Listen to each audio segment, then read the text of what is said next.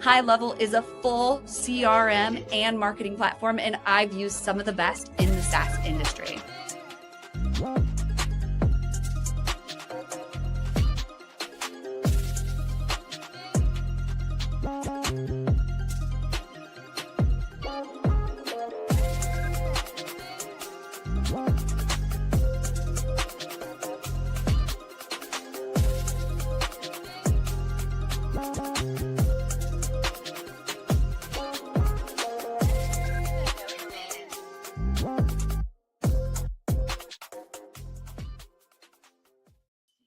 And we are live from LinkedIn, YouTube, Facebook, Twitch, and not Instagram tonight, but we are live on Reviting's WinsDay, and I am tuning in from a coffee shop.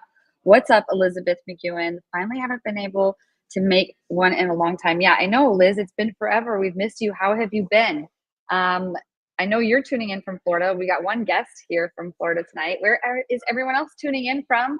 And what do you do for a living? Like, keep us honest, and let's make this episode for you. Like, engage with us. We want to make it as great and as amazing and as relevant to you as possible. So if you engage with us, then we will engage with you.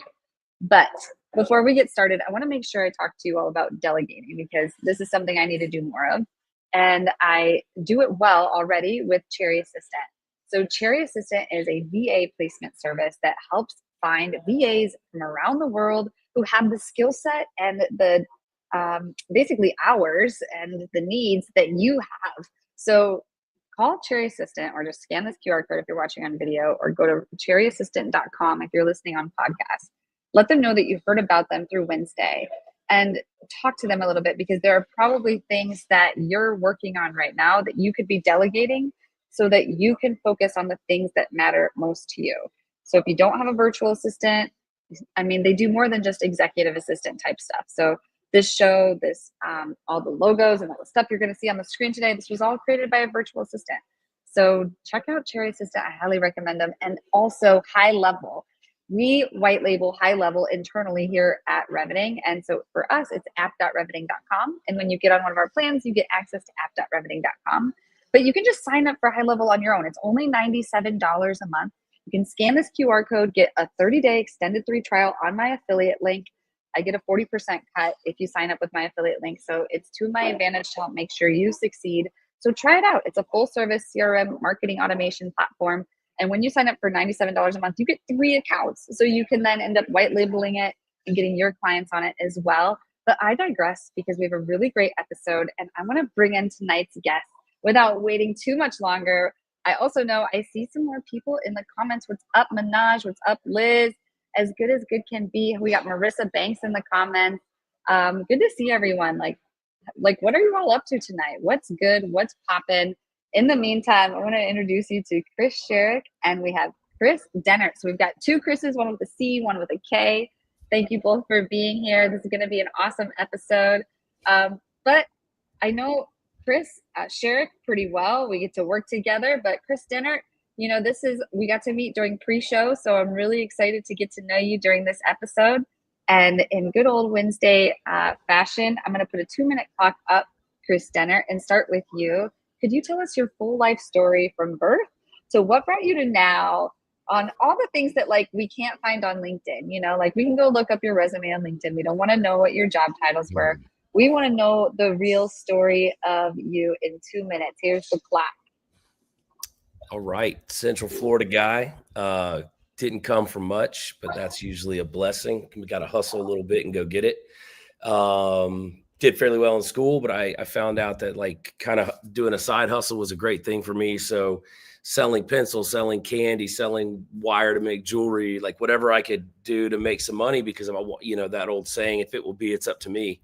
I kind of took that to heart a long, long time ago. And I learned pretty quick that I was an entrepreneur before I knew what that was. And one thing led to another, barely made it out of high school, started opening Gold's Gyms and running Gold's Gyms. And in 2006, there was this new website called Facebook. And I started leveraging that to become one of the best salespeople in the Gold's Gym industry in the Southeastern United States. And they started letting me run clubs at 23 years old because I had some cool ideas and thoughts and practices, and I even gamification, and we could touch on that later, but I brought a really cool piece to Gold's Gym that they ended up adopting in several locations. But one thing led to another. 2008 ended up in real estate. I decided I want to do my own thing. Scaled that pretty quick, ended up getting into social media. Ran a few accounts for some major names of some people who were on TV because I knew how to do it better because I've been playing with those toys longer. And fast forward, we'll get into the details, but started from nothing. Currently about $75 million in sales online, work from home, husband, dad, 2 little girls, and I'm having a lot of fun. So started from the bottom. Now he's here on WinsDay. You heard that. Every day is a WinsDay when you every live day is like a this, WinsDay. right? You're just winning. Even on bad days, you're winning. It's a winning Love mindset. Yeah. Yes. Well, one of my favorite sayings is a good day with bad people can still suck, and a bad day with good people can still be awesome. So I'd rather surround myself with amazing people, not just chasing dollars, because I got caught up in that pretty hard. Yeah, definitely. Good stuff. We're so glad to have you here, Kris Dehnert. Welcome to the WinsDay family, and same with you, Kris Sherrick. Glad to have you here. 2-minute Great clock to be for here, you. Jesse. Take it away. Let us know your full life story. Yeah, let's do it. Kris, that is a hard one to follow. Honestly, man, respect to you. I have not been an entrepreneur since I was a kid. I've been learning a lot of this on the fly in the last couple of years. I fell very much into the trap of this is the school you should go to. This is the job you should work. And you should do that for the rest of your life until you climb the corporate ladder and then retire. We were just joking about before this in Naples, Florida, right? Play golf for the rest of your life. And I started down there, at least outside of school. I grew up in the Northeast, around the New York area, in Connecticut, for better or for worse. I loved my childhood, surrounded by trees, being outdoors, and live in New York now. And I can't get enough outdoors and trees. I went to school in Virginia. I graduated, worked at a startup. I moved into product management really quickly. So I've spent most of my career on the digital side. Moved into a product management startup, into doing it at Verizon, scaled with a team, a few more zeros on the budget, and then felt like I needed to do something more. And then I went and worked at Athlon, a brand agency, helped launch their EU brand in the US, grew it up, scaled myself out, working with them in an advisory capacity now. But now spending the majority of my time on 2 different ventures. One is hearing health related. It's a health tech SaaS company. One I'm so excited about. It's tied to my romantic partner and her hearing loss. Super passionate about that. The other, equally passionate about because of my love for the entrepreneurship community, which is all about helping founders and working with founders design the exit from the day-to-day of their own operations, allowing them to scale, allowing them to go hang out with their kids more, whatever it is. I love this part of business, innovation and scaling out of the 0 to 1 to 10 stages. And me as a person, honestly, what I care about more than anything is human to human connection. It's what drives me, and it's the reason why I do what I do. That is incredible. I love that. We've got lots of comments coming in. Kris, you're doing amazing things. I love what you all are doing at Exogy Partners. Could you tell us specifically, what are you doing to help people at Exogy Partners? Yeah, sure, Jesse. So people come in generally, and they are between 1 to 10 million. That tends to be the plateau if you're a small business owner, even if you're running a SaaS company. So hypergrowth SaaS path, or even bootstrap founder service company, you're going to hit a place where you need to start creating the systems that you can delegate people down towards. One of the biggest mistakes people make is hiring a whole bunch of C-suite folks and expecting them to create the systems that you ultimately know need to exist because you know how your business works the best. So where we meet founders is where they're at today, which is, here's what I want to achieve, not just as a business owner, but as a person. And often when you zoom out from that, you get to see people, they have more ambition than just the current venture they're working on. There is more to the business that they're working on than just money. So being able to extract those roadmaps and making sure founders are not only on their path with their business to do what they want for financial and time flexibility, but to make sure that they're on the path towards what are the goals I want to achieve in life? Whether it is spending more time with my family, pursuing a hobby or passion as part of that work, Kris, much like you do, it appears. Creating that flexibility all around to make sure that wherever that money, wherever that time goes, you get to leave the impact in our short amount of time on this earth that you deserve to, because everyone who has an idea and a passion deserves to have that shot. Thank you so much for sharing, Kris. So let's just hop right into the topics a little bit. All right. So founder-led sales, turning hustle into advantage. Kris, so you've got the Warm-Blooded Founder podcast. It goes, the first and third Tuesdays of the month. So that's been 8 p.m. Eastern. Yes, a good time. Kick us up on founder-led sales. I try not to sell. I'm a founder, but I know that it is necessary. But what's your take on this? I can't wait to get other Chris's opinion on this, because it sounds like you really grinded, from the beginning of your sales career with goals all the way to your current venture. And you sound like a hustler. You're confident in yourself. You have the systems, all of these different things. So many founders I work with now, they are starting from a place of, let's say, they have an idea, they have a passion, they're very good at a vertical skill. It could be software development, it could be life coaching, it could be marketing, whatever it is. Consultants apply to this category as well. And they get out and they just don't know how to sell themselves. And it is a very common and understandable thing, especially if you were raised in a house where you were told to not talk about yourself, or if you were told that you will stand out, right? If you put yourself out there. And the reality of the situation is, and I think about this with Exogy all the time, in the light of Exogy, and we think about Exogy helping founders and owners, specifically small business owners. There were 35 million small businesses started last year. If I'm not going to talk about it, how are these people ever going to hear about it? And even if I have something that I have 100% conviction that will help them, they will never find me unless I put myself out there and I go do it.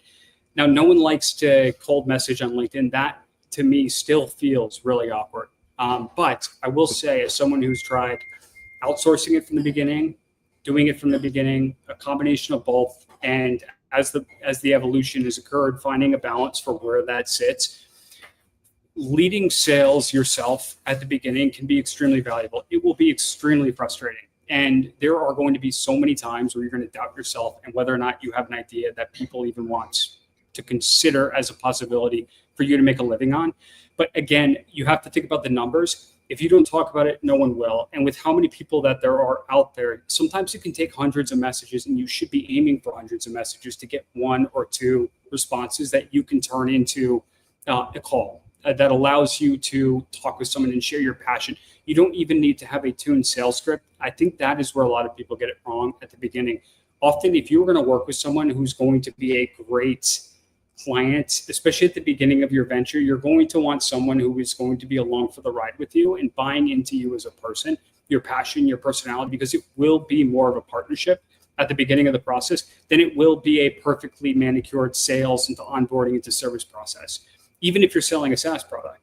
So having that connection up front and selling your passion is going to come across as much more authentic. It's going to come across with trust and create, sorry, my dog's pawing me, my leg, then with the most perfect sales script. And the last thing I'll say on the topic, Jesse, is I found that it is so important at the beginning, especially as you are pre-product market fit, to actually go out and to learn what the market is saying and what they want. As a product manager for many years, I used to die and claw to get on sales calls because I would, especially on the enterprise side, because I never had access to that frontline data that would actually help me design the thing that they wanted, right? So it was, that's the challenge to enterprise product, but we can talk about that later. Thank you so much for sharing. I was on mute there for a second. You're so right. Like, it is like the necessary evil. Like, you have to do it. But Kris Dehnert, I'm curious what your take is on all this. So you have nothing but opinions. I have nothing but opinions. So I want to hear all the hot takes. How I go about, again, because we're going to stick to the sales thing, right? Is that what we're doing now? So sales. Yes, we are. Okay. So I have a very distinct personality, and I believe that I say it all the time. It's not somebody else's job to remember you. It's your job to be unforgettable. And I feel like that happens from the very beginning of a conversation, whether it's digital, in person, or otherwise, right? So I love, like, I've utilized AI, like several people out here have, and if you haven't, you're already missing the boat, so you need to change that. But I used AI as a way of going fishing. Now, I am quick to blast and take screenshots and blast all this ridiculous people on, they have the eye disease. Just everything starts off with eye this and eye that. It's like, oh, for God's sakes, just stop. And, but if you are personable and I'm a big fan of not being professional at all. Like, hey, what's up? That's how most conversations, because in a world that's absolutely just inundated with marketing messages and just barf everywhere of somebody selling and pushing. They're so proud of themselves about something. It's about being heard and cutting through the noise. Send a message upside down and say, hey, now that I got your attention, you can see I do things different. Like, you don't have to fit within the box of what's normal. And what happens is usually you'll cut through the noise and start a conversation. I always love to say I'm unapologetically authentic. And we're going to start off, you're going to know exactly who I am and exactly who I'm not. You can love me or hate me, and I'm fine either way. But I'm going to get to that point so quick, to that point of you're like, well, I know who this guy is, right? That you're going to either respond or not. And if you respond, we're already off to a good start. And if not, you saved us both some time. That's how I've always approached networking in general. And I feel like it's something I've done fairly well over the years. And sales is nothing more than communication with people. It's all it's ever been, whether I'm selling a gym membership or at a restaurant that we had, or running the biggest fan page in the world for Duck Dynasty, or selling bat mugs. It's just connecting with people on a level where it's real, and let it go where it will go, and stop trying to steer it, because you can't control most things, actually, my opinion. It's a shocking revelation when you figure that one out for the first time. Yeah. What, all the things that are an illusion, time, money, control. Yeah. Have fun with all that. Yeah, of course. 100%. I mean, it depends on the value we put on them, right? And often when you're only talking about I, you never actually get to understand what is the value that the person wants. Yeah. Why are you even showing up to begin with? Yeah. I remember, communicate. I had to take a business communications class for whatever reason in college, and I didn't study business, so I can't remember. Oh, I had to take it as a prerequisite for whatever internship. And the one thing I remember about this class was that we had to write a one-page memo, and we couldn't use the word I. We had to use the word you. And they gave us some use case. And they're like, you'd want to be like, I find this helpful, or you can't. And so I thought that was a really great lesson. And I actually prompt my ChatGPT sometimes to be like, do not use I, replace it with you statements, and then make it what's valuable to them, because they don't care about you. No one cares about what you're up to. They care about how they're going to benefit from it. Yeah. Such a great point. Everybody's favorite radio station is WIIFM. What's in it for me? I heard somebody say that one time. I thought that was pretty funny, but it's the truth, but yeah, those messages are just brutal, and you get them on text, you get them in LinkedIn, you get them in email. I actually appreciate how fake people are, because, it's just like opening your mail above the trash. It's like, dude, done. I don't even get out of bed until I delete 40 emails. And some of them are relevant, and they're like, hey, did you get my email? I said, I probably did, but it was so damn long, I just deleted it. I'm not reading that whole thing. You need make it a singular topic of conversation. Hey, do you want to talk about this later? Yep. All right. And really getting back down to those little 15-minute blocks. Nobody needs an hour meeting. Jesse, how much longer do you want to go on this topic? Because I have a slightly contrarian take. I at least want to put it out there. Go for it. Take it. So Kris, I totally hear you, and I naturally am the person to say, hey, what's up? But for a long time, I just didn't really find many productive results with that. My calendar felt filled up with a lot of people that I was genuinely interested in connecting with, but for the sake of the fact that struggling entrepreneur, I don't want to have commission breath, but we need to start getting the business going. I was finding that I had to take a lot of those off the calendar, for the sake of, and actually be more direct with people up front. And I hear you totally on the mail above the trash analogy.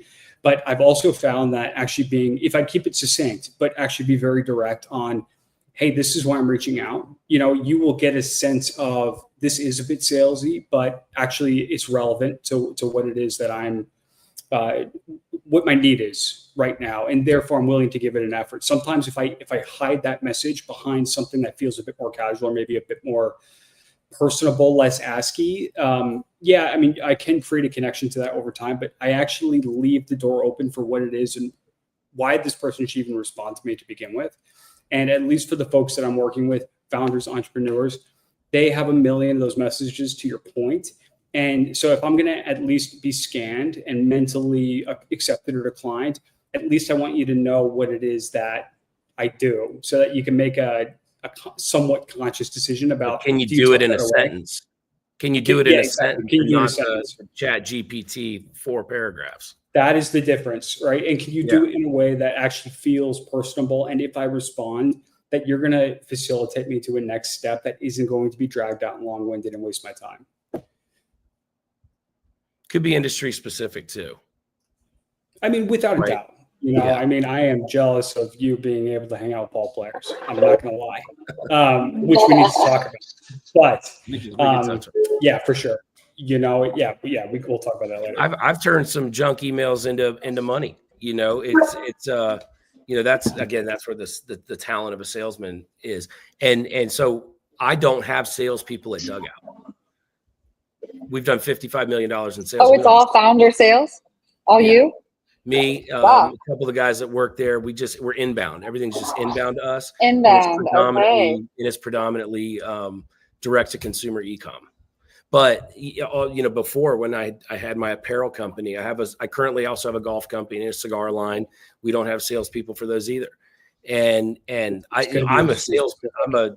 I'm an absolute killer when it comes to sales, but not because I manipulate a conversation. I can, and I know how. And the 101 of sales, I get it. But I really found that just connection with people and actually bringing value. If what you're bringing is not valuable, don't sell it.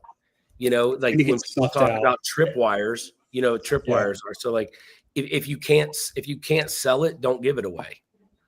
Right? Totally. Kind of mentality. If you're not bringing anything of value to the table, you're really not doing anybody any good. Yeah, absolutely.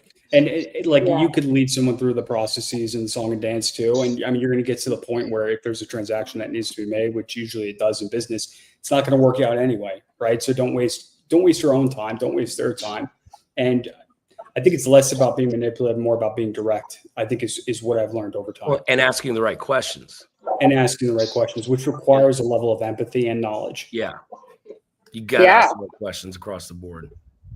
And being honest. Saying I don't know. I think this is all really great. And I'm sitting here trying to wonder, like, how did you land in the inbox of some of these famous baseball players? We've worked with a lot of people. Every one of the mugs behind me are the pictures over here. This is Sandlot and Griffey, and that's Reggie Jackson. I'm looking backwards. Ron DeSantis and John Daly and whatever. No big deal. They're all big deals. But I never treated them that way, right? And I think that's the biggest thing when it comes to networking. Everybody on this call, off this call, behind me, they're just people doing people stuff. And some of them are better at certain things. And I'm better at business than most of these guys, right? So I'm the all-star when we talk about that. They're the all-star when they want to talk about being the only unanimous vote getter in the you're a Yankees fan. I'm always talking about Mariano, but so what it was. So at the very beginning, I'll tell you this picture of me and Ken Griffey Jr. right here. I keep that there for a reason. When we were maybe 6 months old in the company, we got an order, 36 mugs. By the way, I turn baseball bats into beer mugs. I mean, when I say mug, that's what I'm talking about. So we had an order of a few dozen of these, and it was the Baseball Scouts Foundation Gala in LA. And they ordered these for centerpieces on the table. And I told the lady, I said, "Oh, that's cool. What's the event about?" And she told me, again, ask the right questions. And she told me, she's like, "Oh, we're giving awards." "Oh, who are you giving awards to?" And it was Buster Posey, and it was Ken Griffey Jr. and Sr. and Dave Winfield, and like some relevant names in the business. And I said, well, have you thought about giving them trophy mugs? You know, we'll just put whatever trophy you're going to give them, we'll just put it on a mug. And she's like, oh, that's a cool idea, but we already kind of spent through the budget. I said, look, they're on me. And I'm actually going to be, in town. I live in Florida and this was LA. I said, I'm going to be in town anyway. So I'll just drop them off. Right. I knew what I was doing.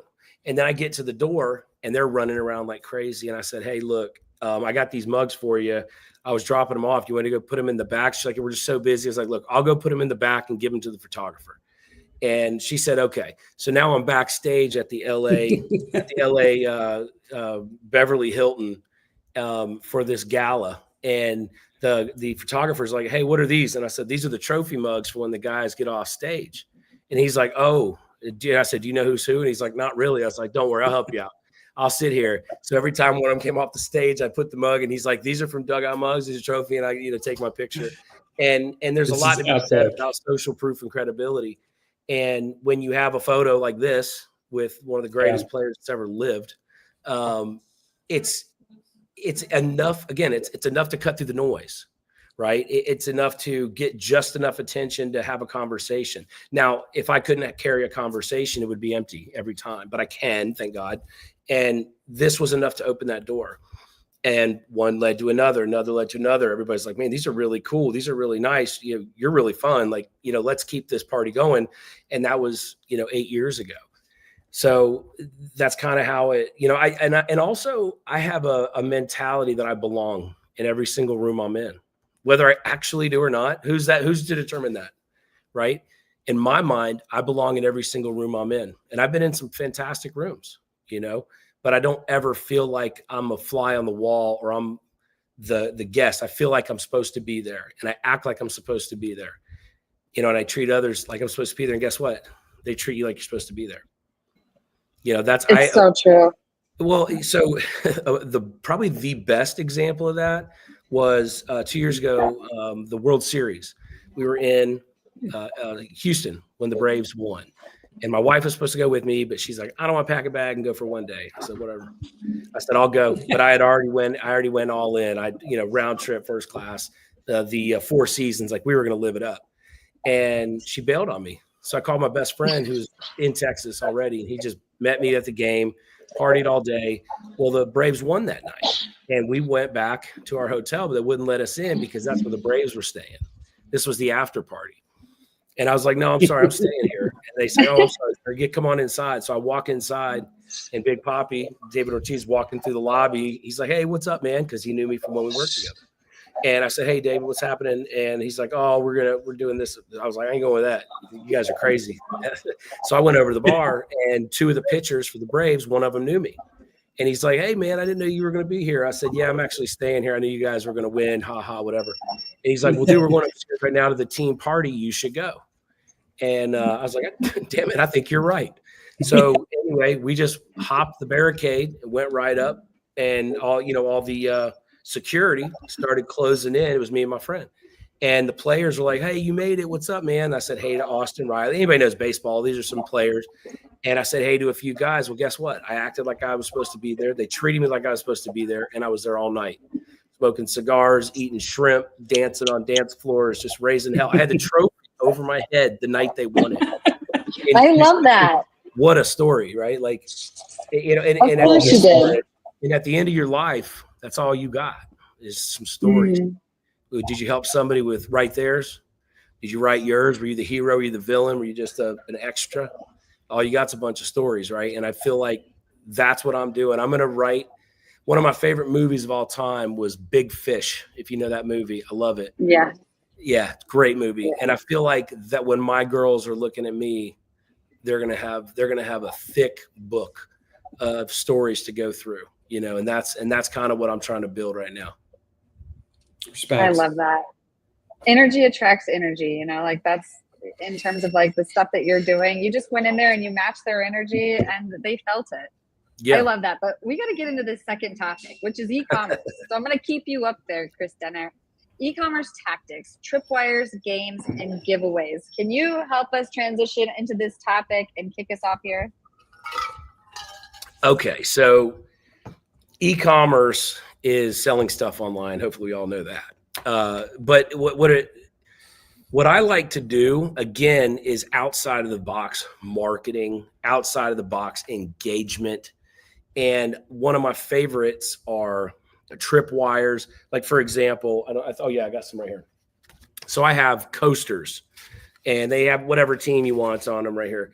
Well, I sell these online for $15. And this is called a tripwire for those who don't know. So what we do is we give these away for free $15 gift. Just pay shipping and handling. Y'all have seen the free plus shipping stuff all over. All it is an effort to get data, collect a customer at a wash, low cost or a wash. And what you do from that point is completely up to your funnel to create an LTV, the lifetime value of your customer. So the tripwire can be anything. And again, if it's too crappy to sell, don't give it away. We legitimately sell these. We have bat slice ornaments and keychains and things like this that are legitimately sold for, 10, 12, 15, even up to $20. And if you have a good enough funnel and a good enough flow and a good enough product and good enough customer service, which that's all on you anyway, you can do these loss leaders to get people into the front end of your ecosystem. And we did that in a big way. And we've collected a ton of data. We have 800,000 customers on an email list and 350,000 people on an SMS list. And we've done that through several different methods, but all these, for the most part, are buyers. These are people that identified themselves that I'm going to pull my credit card out, and even if it's $6, I'm going to buy something. And that's a big differentiator between just average traffic across the internet. And what we've done is we absolutely murdered people with customer service and customer experience, and to the account of 60,000 reviews that we have online for our products. Again, now that we've done that, we don't have to tell people, oh, trust us, it's good, you'll like it. Well, they can just do their own due diligence. So again, data is massive. The other one you mentioned was giveaways, and there's something I like to do. It's in September. I call it Signature September, where I have access to all these folks. And I have them sign a ton of products, baseballs and mugs and baseball cards and all this stuff. And I give away autographed stuff every day for a whole month. And all you got to do is just text the word win to whatever the hell we tell them to text it to. And that's how we collect data. Why would we do that? Well, we'll give away thousands of dollars worth of stuff. But guess what's next? Playoffs, Black Friday, Cyber Monday, Christmas. We do 60% of our revenue in a 45-day window at the end of the year. So wow. How to collect data, when to collect data, and do so in a way that creates a mutually beneficial relationship. Nothing's one-sided. Like, we're legit just giving stuff away. Now we're going to come back to you in a couple months and ask you to buy something. It's what it is. Yeah, definitely. So and then if we go back just a touch, I had the largest pages in the world for Duck Dynasty and Tim Tebow. And nice. Again, these are specific demographics, maybe you like it, maybe you don't. That doesn't even really matter to me. This is a specific demographic. So what I would do is I would get on, and my favorite, it was so funny. I almost tried to do something so dumb that people wouldn't reply, but it worked in a big way. I did something called a duck hunt. And I would post a cartoon duck, and I would tell people, hey, 3:00 tomorrow, the ducks fly. And I would post a duck at 3:00, and everybody typed the word bang to shoot the duck. I was getting 5 comments a second for like hours, right? And then all I would do is just go in and pick one person that said bang and give them like a $20 shirt. But everybody was so engaged because everybody is so disconnected. And that's even worse now today than it was then. So if you give them, you almost like gamification is almost a way of engaging with people and giving them something that just hits a core memory from back when they were a kid, and I want to play, I want to engage, I want to do something fun and stupid that I can think about and then never again, and it's okay, right? But we did it with purpose so that we could benefit. Everybody wins, right? So if I told people it's going to go at 3, you know what I did at 2:55? I posted something for sale, because I already knew I had all the captive eyeballs, right? So then we would just absolutely murder it with sales. And then turn it right around and give them something for free, something fun. So that's gamification. I love that. Thank you so much for sharing. Kris, Sherrick, I like, you're both Kris, so I'm gonna like say your last name. Have you ever done anything with e-commerce? You know, I haven't done anything on the consumer side, e-commerce related. So I'm hearing Kris talk about this, and I'm thinking about what are the things that we've done on the B2B side. You know, I mean, most of the early game innovation iteration cycle with product management is about how quickly can you collect data, iterate the product, whether it's qualitative data, feedback from a person, or quantitative data, which you get through use, which is why you see a lot of SaaS products, they free sign up, right? A lot of times they're collecting data on how you're using their product, what features they're using, whether or not you're converting in certain areas, and whether or not you continue to pay trial. If not, why not? That's where they hit you with surveys. And a lot of the time I spent early on in my career was just interviewing people. I'll get to the topic later in more detail, but how far interviews can go when it comes to shaping the product, you know, in the right way. It goes back to the founder-led sales conversation of being on the front lines and getting that feedback is so critical to early stages of things. So when I hear Kris talking about things of when to strike, you know, and how to leverage that data at scale based on revenue cycles and timing with whoever your consumer audience is, it makes a hell of a lot of sense. I just have not spent much of my time in my career in those areas. I also think about freebies or tripwires when it comes to B2B professional service, you know, things that I would sell a consultation, but I would also give it to someone who I believe could be an awesome client to show them live what I'm capable of doing or what my team is capable of doing. And to let that be the audition as opposed to having a slide deck for who we are and what it is that we do. And I find that to be as valuable as that 30 minutes spent, let's say, sending out cold emails, right? It's just a different stage of the funnel. And to Kris's point, making decisions around where do you invest in stages of your funnel is really, really important, and it needs to be deliberate. Well, it's like a freemium model, you know? I mean, if you're talking about apps, you're talking about SaaS. I did a ton in with startups and SaaS and stuff like that too. You know, I'm not just everybody loves calling me the mug guy, which is cool. I'll take it. But this is actually big fella better. This is my 9th company. Big fella, better than little guy. Yeah, this is like my 9th company. So I've had my hands on all kinds of things. And the freemium model, I always refer back to like dating, right? You don't show up to a date and, you know, dressed like crap and just expect to, hey, let's go back to your place. That's what you're doing with people. You're dating people. Yes. You also don't show up at a date and dress nice, pay for dinner, ask for the second date, and then hey. And don't talk about yourself the whole time. Right. And I feel like that's, you know, and that's what the freemium model is. I actually use Go High Level too, by the way. I love them. But you know, any of these, so extra shout out to you, because I do use them. Well, one of my CRMs is that. I use Klaviyo and a few others too. But so for me, anyway, I'm not going to beat a dead horse. You understand what I'm saying? Yeah, totally absolutely. Limited on time. You get what I'm saying. Actually, we are limited on time. And so on that note, we're going to be right back after this brief message from Cherry Assistant. This is Mike, also known as Clean with Mike on Twitter. Mike hired a virtual assistant from Cherry Assistant about 2 years ago. Now he has a $50K per month business fully managed by a remote operator in South Africa. His VA from South Africa does the following: closing inbound leads on the phone, Yelp and Google and Facebook, manages his CRM and Go High Level, deals with rescheduling, cancellations, any issues, hires and manages the cleaners, and sends them daily reports and updates. Mike has a fully cash flowing business managed by a remote operator for only $8 an hour. You can also hire a US equivalent worker in the Philippines, South Africa, Latin America for a fraction of the cost with Cherry Assistant. Be like Mike and grow your business with offshore staff. Yes, be like Mike. Some of the services that you're seeing on screen, if you're listening on podcast later, are lead generation, CRM management, prospecting assistance, sales presentation preparation, data entry and cleanup, customer support, project management assistance, and so much more that Cherry Assistant can do for you. Just scan that QR code you're seeing on the screen or go to cherryassistant.com. Be sure to let them know that you heard about them on WinsDay so you can get a little credit for that as well. but start delegating, get some help. You cannot actually grow until you get people to help you.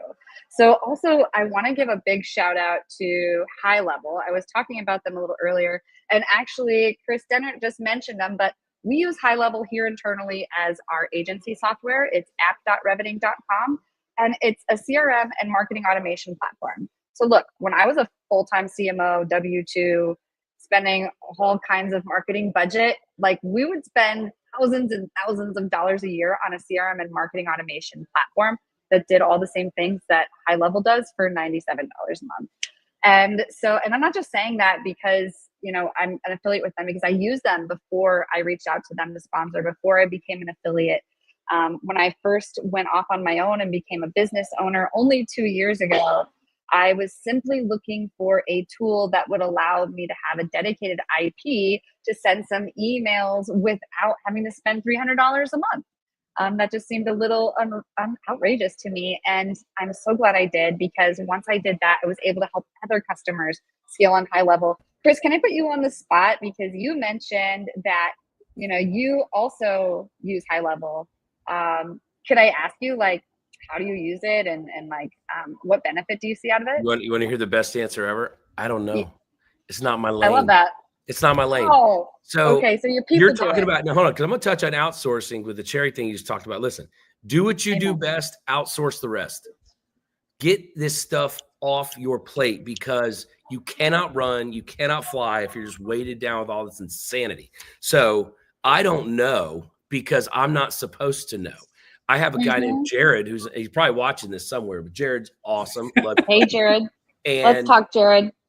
And he's COO. He kills it. He's like, hey, do you need to know about this and this and this? I said, no. Do you? He said, yeah. I said, call me when it's in my lane, because whether it's relationships, I'm married, been together with my wife for 20 years, whether it's relationships, whether it's partnerships, whether it's friendships, know your lane and get the hell out of the other lanes. You know, when you're talking about running, that's how you run. Yeah, absolutely. I'd love to give you a great answer and a plug, but I know we use it. That's such a good answer, though. I know it works. I will tell you that. You crushed it. Yeah. Yeah, that's the best part. You haven't had any problems with it, so you never hear about it. That is, you see, maybe that is the testimonial. I don't know, because I don't need to know, because it just works so good. Just works. Oh. It just works. Yeah, your team's happy. Yeah, you heard it here, everyone. Well, let's get into this third topic. Let's talk about GTM strategy. Fortune 20 tactics simplified. Kris, kick us off. Yeah, you know, I purposely threw this out there as Fortune 20 enterprise for the irony of going to market when it comes to product service comes down to whether or not you have a need in the market and whether or not you can fulfill it. There have been countless occasions, whether working in product management, working at an agency, working in what I do now, where you talk to people all the time, or you hear executives talking about ideas, and there are things that are great for marketing, but it doesn't mean they're great for the markets that you're trying to serve. Each serve their purpose. You can have hype ideas. It's awesome to go blow away an audience with something incredible, never before seen. It doesn't mean it should ever be made into a product. People chase technology for years and invest in technology as opposed to investing in solutions, right? A lot of the stuff that we're talking about today is about systems and processes and how to do things at scale that create real business result. And at the early stage of product, even when I was working at Verizon, all the way down to when I was working at a startup, one of the first things I did was I just went out and I talked to people. One of the earliest tips I got from my mentor at the time, Warren Drummond, was, well, first of all, I remember the first roadmap I ever drew out, product roadmap, and it took me about the full day. I was in my early 20s, didn't really know what I was doing. I took a big stab at it, really tried hard. First thing he did was he erased the whole thing. It was on a whiteboard. And I was like, what the hell, dude? Why? You know, I spent the whole day on that. And he told me the first rule of product is your roadmap's wrong. And with the idea, putting me into a growth mindset perspective of software keeps evolving, products keep evolving, the world keeps turning, people's needs are going to change. And it's up to you at that point, either at that point in time, but also forward looking, to try to get a sense of what those needs are today and to build something that meets those needs. And if you can't do that with even a piece of paper I've done to draw out an app interface and to see where people push the buttons to test user experience on the street of New York, if people aren't willing to give you that type of feedback, you're not asking the right questions or asking the right favors. But I would say the majority of people are willing to help you if you're willing to ask for it. And then putting yourself out there like that. I mean, Kris, it's very similar to some of the stuff you talked about early on, which is you need to act like you're in the room. So a lot of these things where you're operating outside of your comfort zone is about putting yourself out there in a way where you belong in that moment, because you're there for a very specific purpose and you want to test something out. And don't shy away from that. I mean, there's so many opportunities where it's so easy to shy away from because there's discomfort. And I feel like you are not an entrepreneur if you haven't experienced discomfort in some area of your business. I really appreciate the, not my lane, but at some point, before you get there, there's going to be lanes that you should not be in long, definitely not. But if you have to be there, you got to lean in and you got to give it your best shot. So when I think about go-to-market strategy, a lot of it is validation. Go out and talk to people. Don't assume you know the answer. Don't build the thing that solves just your problem, right? Take a step back and think, do other people have the same problem as I do? And I think kind of pushing back, I mean, we talked about it before, but like not using I, that seems to be a common theme here of get yourself out of the equation, whether you're building something, selling something, marketing something, trying to lead a team, right? All of these things come together. Yes, I love that. What's your like 40th floor or in a closet startup, Yes, exactly. Kris Dehnert, what's your take on all this? Well, it's similar, right? Of course, but that's only due to the bumps and bruises and blood that's all over me, right, to get here. But what I would say that I wish somebody would have told me a lot sooner, that because I still do consulting, very specific and very few and far between. But if it's something I really like, somebody I really like, I'll do that for like 90 days or whatever. And one of the first things I tell people is that you're not reflecting enough. You have to stop and sit and understand yourself, because sure, there's lanes that you shouldn't be in, but you're not a child starting a business. You suck at people. So don't be the front man, right? Like that's okay. You have to know what your strengths are, know what your weaknesses are, know what you're good at, know what you're not good at, know what you stand for, know what you won't stand for, and reflect more on who you are and where you're going. Because sometimes when you get in a lane and you just start going, you're just sporadic about it, and you're going in the wrong directions in a lot of ways. First, like I'll frequently reflect. I'm not sitting here doing yoga and all this stuff, right? But I stop, I think, I sit in my pool, I chill with my kids. Like I'm always reflecting on what and who. That's why I know very quickly if something lands on my desk, if something adult industry comes in, but it's a great moneymaker, immediately no, that's not who I am. That's not what I stand for. It's not me. So understanding where the yeses and nos are really help you get in your lane quicker, and you get into a lane knowing that it's not your lane, and how fast can I get out of this? Because I think that touches a little bit on what you're saying, but the only reason you're in a lane you're not supposed to be in is because you just haven't found that person yet, but you're actually probably costing yourself money. Me being in an operations role is horrifying. I hate it. I don't want to do it. I feel you. The first thing I did is I hired this girl, Karen. I love her. She was our first employee ever. And she just came back, which is I love that this month. She just came back. But Karen came back. Sorry. Her name's Karen. Came back. She was our OG. It was me and my old partner and Karen, the three of us. And Randall and I realized immediately, neither one of us needed to be doing customer service. He needed to be doing ops. I needed to be doing sales. And either one of us want to do this. We don't belong there. We suck at it. We're like, who doesn't suck at it? And this girl's like, I don't suck at it. I'm like, you got a job. So who doesn't suck at it? Right. Well, and you know what? Here's the thing too. You can always improve along the way, but you got to get out of your way. You got to get out of the lane you're not supposed to be. You're walking in a driving lane. You're a bike in a drive-through. I mean, pick your analogy. It's like, you got to get out of this. And because you're not doing yourself you're doing yourself a big disservice, I feel like. And the other thing is you have to build to where you're going, right? If you're fully committed to what you're building, you have to see it, right? You're a visionary, supposedly. Yes. See what you see, and you can convince others to see what you see. Then you need to build where you're looking, not build where you're at. And that right there is, it oftentimes will cause just, you'll be stagnant there because you have to like grow into where we already are, pause, rebuild, grow into where we are. And sometimes you got to have a lot of faith and build a little bit further down the road. And that's part of getting out of the lane and like, hey, we're going to need this person. We better put them in now so we can grow into them and not lose momentum. That's at least what we did in our first 6 months. I love that so much. Okay, Jesse, well, we're running low on time. Am I allowed? Oh, sorry. I was going to ask. As long as neither of you, I mean, LinkedIn doesn't care. Facebook might care, but oh well.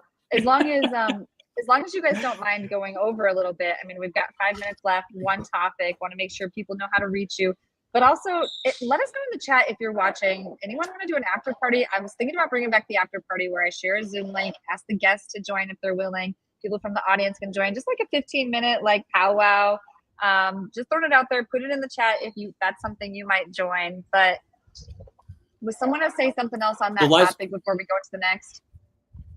I just wanted to close it out by saying, to take away anything from that kind of Fortune 20 analogy and to go off Kris's point, the main takeaway I want people to have is, if you're building something, you have a vision for something great, but go out and talk to people, go validate it, because you are not going to be having conversations around the lane you need to be in if you need to get off the highway. So many people live in an echo chamber, and it's just like, in business, it doesn't matter what you think. It matters what they think. So you have to ask more of them, more things. Oh, so important. Yeah. Yes. Do your market research. Come on, people, get on it. And just when people don't buy from me, I ask them, hey, why didn't you buy that? I want to know. Right? Oh, yeah, because like you would benefit from this, so I'm just curious.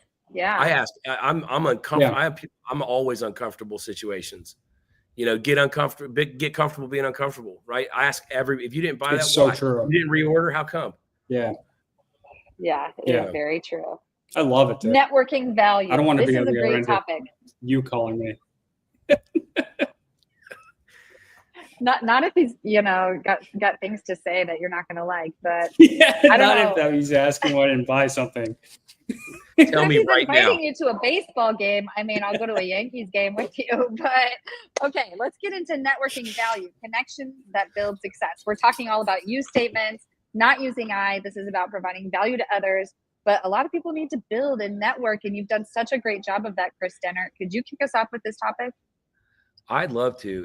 Networking is by far my favorite thing.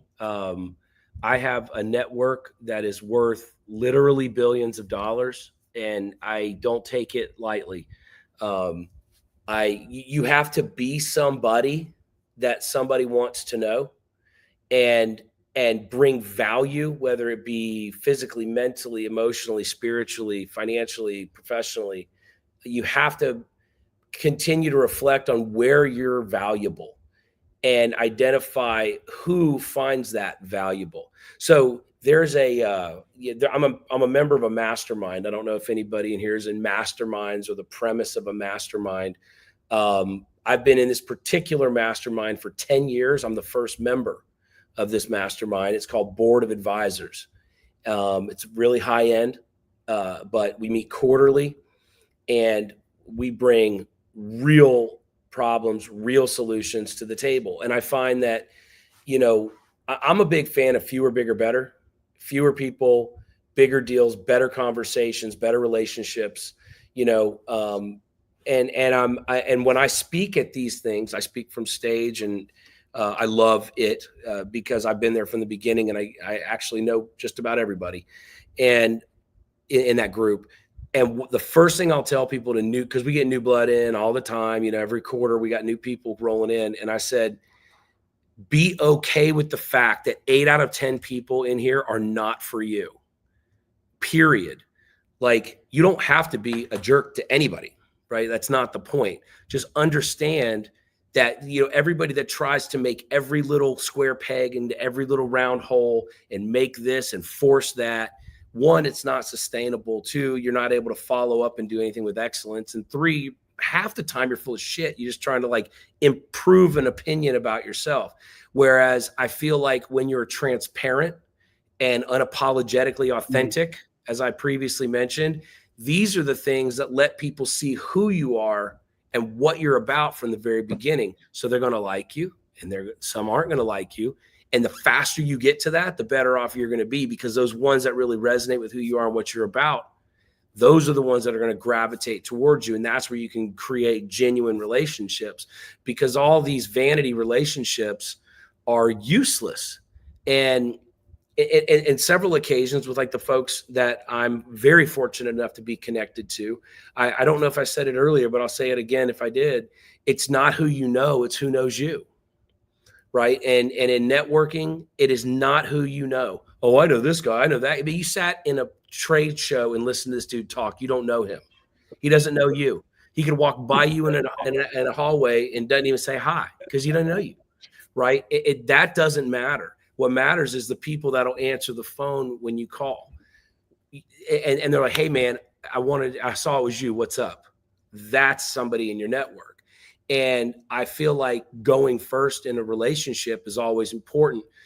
So often let's start at the bottom, and no offense, but BNI, real basic community driven.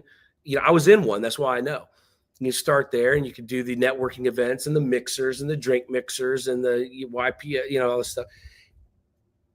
People, if you just sit back and watch, go to one and don't say anything to anybody, just watch, you'll know exactly what not to do the next time. Because what happens is people show up and they talk. They're not listening to the other person. They're just waiting for their turn to talk. And it's chaotic. They wouldn't even remember the name. If you gave them $100, I'll give you $100. You remember my name right now. Throw that out at somebody. They don't remember anything. They don't even care.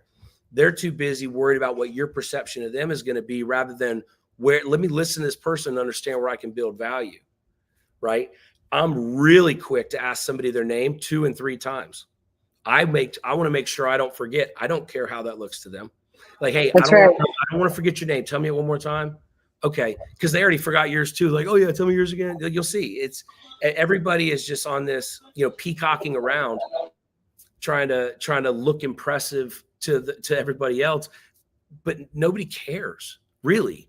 And you have to get to that realization that the sooner you're in a place where you can connect with people, because if you don't connect, high five, man, good luck. Go make $1 million. See you next, right? And understand that 8 out of 10, they're not for you. So understanding more clearly who you are, what you stand for, what you don't stand for. A guy's there, married, but he's with his mistress. That ain't my guy. Sorry. We're never going to have a good conversation, so I'm out. Right? Like understanding all these things about yourself, back to reflection, and then bringing that to a network and a group of people. That's where you can identify who are your people. And then you can connect with them better, follow up with them better. If you say you're going to do something. And I've done that for several of the people behind me, and several of the people in my phone, and several of the people in my life. And I feel like that is the essence of networking, not hurry up, kick them a business card, forget their name, send them 2 crazy ass emails in a 4-paragraph LinkedIn message 2 days later, right? That's not what it's about. You will get 1 out of 500 to respond, but you could talk to 5 people intimately, and you'll probably get all 5. So those are my thoughts on networking. And also, it's like, what's the point of that, right? It's like, what are you trying to achieve by just talking to 500 people or just sending out a bunch of messaging? I mean, in your example, you're someone who's unapologetic, authentic. I really respect that and do my best to do the same. But when it comes to those types of what feel more like transactional environments, for me, I have to see, what is the outcome? I can see for you, you want to make genuine connection with someone, genuine human connection. You want to know whether or not you can trust them. Because at the end of the day, whether it's business, dating, whatever, you want to know if you can trust someone. That opens up that next level of detail that allows you to really get to know someone. And at that point, then you can put them in your phone as someone, yeah, I pick up the phone when they call. You know, I feel like there have been points in my life where I've shed ego and I've shed a lot of surface level people with it. Yeah. There was a point in my mid-20s where I was going through a number of different mental health problems. I had really bad anxiety.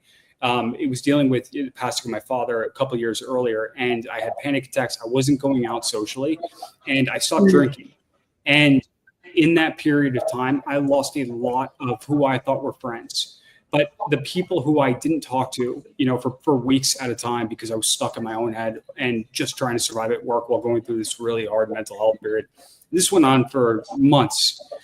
It was the people I could reach out to, ask for help, apologize for the time gone, where they would pick up and say, you did what you need to do. It doesn't change anything about us, you know, and getting to know people to that level is really, really difficult. Getting to know people to that level in business, even rare, but if you can achieve it, it's really, really special because it's just another layer of connection you can add on top of it. And you have to, like, I love the you have to go first analogy because you're absolutely right. Most people in the business world, especially today, people are afraid to feel weak, you know, or people are peacocking and overcompensating. And to the extent that you can show a little bit of vulnerability or a little bit of yourself first, you almost extend a hand for them to do it as well.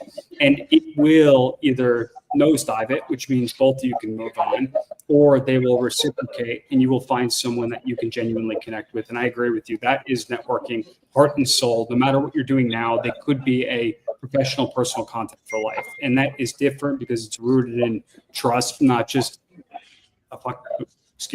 not just a CRM opportunity. Correct. Yeah. Right. Don't treat people like an opportunity. That's the moral. Well, and never burn a bridge just because you're not a direct connection and they can't help you with the specific need at hand. Don't burn a bridge.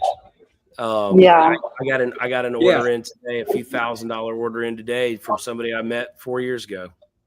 I'm on an airplane. Yeah. And I'll give another little tip too, something that I found extremely valuable to me personally. It's not for everybody, but it worked really well for me. So when I fly, I always fly first class. And I've done this well before I belonged up there. And the reason for that is because you're up there with other people that deserve to be up there, that have earned the right to be up there in most cases. And my wife laughs at me. She's like, you're only going 2 hours. Why are you riding? What are you doing? And I said, watch. And I'm not even kidding. I'd say 75% of the time when I'm riding up there, I have a deal done with whoever I was riding next to. A 2-hour interrupted meeting with a decision maker, a player, a CEO, you know, a president, a founder. And they're like, "Wait, that's cool. I've never seen that." I was like, "Oh, let's talk about it." Right. And next thing you know, deal. You know, I have a massive international company. I'm not going to call them out. International company that has stuff here and in Japan, both big baseball countries, that did a deal with me, and we just sat together from here to Colorado. It was like, you know, that is awesome, man. It's amazing, you know, and it's about being present and not. So I did a post on LinkedIn. You probably find it, but it was like yesterday, the day before, talking about a balloon. Once expanded, it'll never contract back to its original form, and that's what networking and personal growth is about. You know, my post was about being a millionaire, right? Like, I'm a millionaire. You know, when I was a kid, I was like, I want to be a millionaire because I'll buy what I want, go where I want, do what I want. Of course. Yeah. All that crap. And the reality is, I never realized the real treasure I was chasing was the fact becoming the person who could become a millionaire was the win, right? And that's what I've become. You know, I've been expanded. My mind has been expanded to a point I know what is now possible, right? I have to have belief that I can get there first. But then once you get there, like, wow, that was really possible.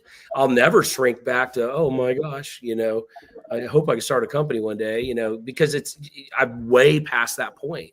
And with networking, you're like, oh, I'm so uncomfortable talking to this person. I've never had anxiety. I know it's real. I get it. I have friends that have it, right? And panic attacks and things like that. I was fortunate to never have to go through that. But I know that once I used to be scared of heights. You know how I got rid of that? I went zip lining. I'm scared of heights, so throw me off a cliff. right? And it's like, now I know, oh, here I am, I didn't die. It's like once you expand past the point of uncomfortability, you'll never go back to that. So always challenge yourself. Talk to a stranger, ask a question, like you said, just put yourself in a place where you didn't think you belonged and watch what happens. The next time, it's not a problem. It's pretty cool. Yeah, I love that so much. Well, we are toward the end of the show and we still have to do the guru of the week. Ooh, ooh. Feels weird like singing that in a coffee shop, I'm not gonna lie. But yeah, I'm gonna pull myself out of the screen. If you both can tell the audience, I mean, we just listened to you for the last hour and we learned from you and we got inspired by you. So who inspires you and why should we go follow them on LinkedIn? We're gonna put their picture up on screen. So tell us about these gurus. Where are we at? Which one of us? Oh, they got it back, Chris. They got it. They got the Kris. There. All right. So go ahead, Kris, please. Thank you, brother. My guru of the week is Michael Tarwint. He's a guy I've known for a couple of years. He lives in the upper Manhattan in Harlem. He is a incredibly well-grounded, global thinking guy. He always expands my perspective.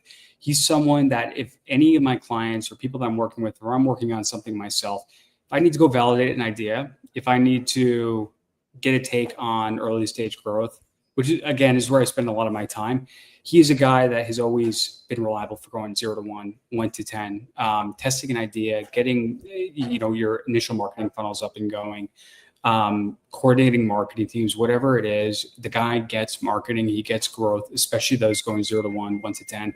He's a good friend of mine. I get nothing out of the shout out except for the love I have for him, which to Kris's point, that's networking, right? Having people that you genuinely appreciate so much, you're willing to mention them without any sort of strings attached. And that's this guy for me. So that's my guru of the week. Kris, over to you, buddy. Dude, just to touch on that, you're right. I mean, whatever you do with consistency becomes who you are. And that's super important, who you are and what you represent. And like, I will forever and always tout amazing people, whether they hear me or not. I'll do it right to their face. I'll do it right in front of them, right? But I feel like my friends and I don't even keep score when we go out and oh, you buy, I buy. It'll all balance out. Life is about balance, ebb and flow, yin yang, right? And the same thing with being good to good people. Like you continue to do good. And I'm going to shout out Jesse Cole because that dude's awesome. I don't know if y'all know who that is, but he is the owner of the Savannah Bananas. You've seen them all over the TV. If you don't, you're missing out. You got to check them out. So Jesse and I had an opportunity to do a podcast when I was first coming up and the bananas were first coming up, and we chatted up. Man, we had such a good time. And you know what I did? And actually, this will touch on something we did a minute ago. I listened, and he told me the two people that he admired were P.T. Barnum and Walt Disney. So I'm a baseball card guy. I love collectibles. I'm certainly in the space. And I ran across a mint condition P.T. Barnum baseball card.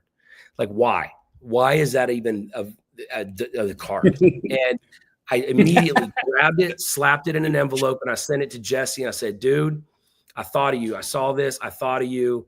I wanted this. I wanted to give it to you. He sent me back like a 1.5 minute long video of him out on the field. He's like, Kris, I can't believe it. That means so much to me. I'm going to put it next to that mug that you gave me a long time ago, blah, blah, blah, blah, blah. It is so important to, what I said, it's not somebody else's job to remember you. It's your job to be unforgettable when it comes to networking and people. And that's what Jesse did. He is unforgettable. That's why he wears the yellow tux. That's why he combined baseball and circus. That's why he sold out for the next 15 years at his stadium. That's why he's selling out 70,000 person stadiums, because the dude is unforgettable, and he really harnessed the idea. What Maya Angelou, people don't care what you do and say, they care how you made them feel. This dude makes people feel like $1 million every day. And if you're not following what he's doing, you're missing out majorly. He was just on the Today Show, just on Good Morning America. He just booked just follow this dude. He's unreal and a good person when it comes to fans first and customer experience. Speaking of fans first and customer experience, Jesse, we got an after party.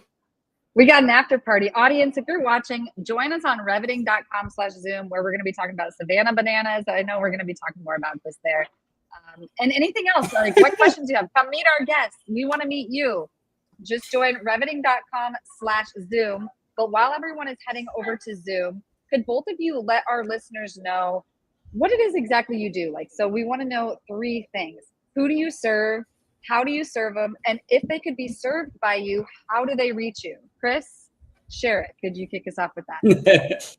Yeah, I serve specifically founders or owners of small businesses, roughly between 1 and 10 million a year. It doesn't have to be, but that typically is around this problem area of you've hit a point, you've built something real, you're ready to design your exit out of the day-to-day operation. And with that time, you can lean into your zone of strength. You want to move on to the next thing. You want to scale the business, whatever it is. That's what I do. That's what we do at Exogy Partners. You can find me on LinkedIn, Christopher Sherrick. Check out my LinkedIn profile, message me, or you can go to exogy.co and submit a form submission through the website. I'd be happy to get in touch.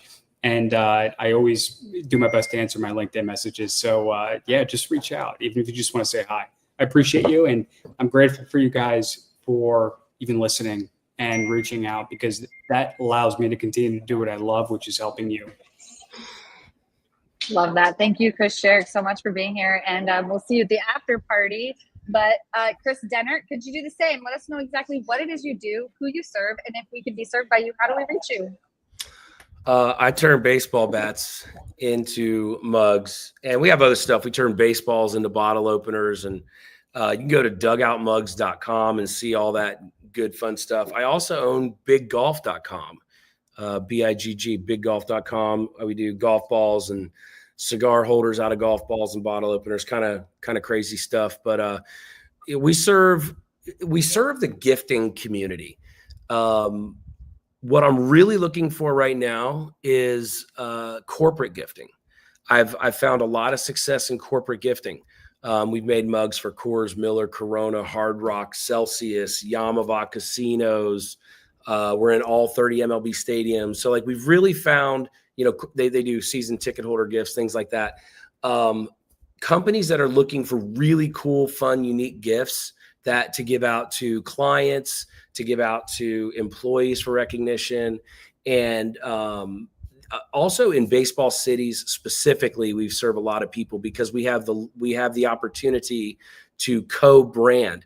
So it can be Verizon on one side and the Atlanta Braves on the other, and they get 500 of them to give out to all their Atlanta-based employees. So that's really something we serve. But really, it just comes down, if you got a baseball fan in your life and they don't have some of our stuff, you're about to be a champion on their next birthday, anniversary, wedding, whatever. It's just cool, fun stuff. That's, I get to do beer, baseball, golf, and cigars every day. And I love that. Both websites, man. I'm going to both. Yeah, it's what it is. We have fun, man. We have fun. We have fun, and I try bringing that good love to people all day, every day. You do, and you bring it to yourself too, because you're giving it away, you're attracting it right back to yourself, and you're networking and your comms. I love everything you talked about today. And you have biggolf.com, not bigguy.com, right? And certainly not littleguy.com, right? I don't own the bigfella.com. Oh, it's Big Fella. Okay, yeah, this was a pre-show conversation. I do own, and I've got the other Big Fella. I own bigstick.com, and that's because that's the name of my cigar. I mean, at the very least, we're going to have Kris Sherrick, Kris Dehnert, and myself over on Zoom, reveting.com/Zoom. It'll redirect you to a Zoom page. I'm actually going out with my wife for her birthday, so I will not be there. Birthday. She has already gifted me an hour and a half to hang out with y'all, but she said, no more. Be ready. Did you tell her we had to reschedule? Happy wife, happy life is a real thing. So I love y'all. Appreciate it. Find me on LinkedIn. That's a great place. All the rest of my socials private, but Dugout and Big are all over the place. That's awesome. Well, you are the man. Thank you so much for joining, both of you. And I'll see everyone else on Zoom. We'll see you next week if we don't see you on Zoom. Bye-bye. See you. Bye.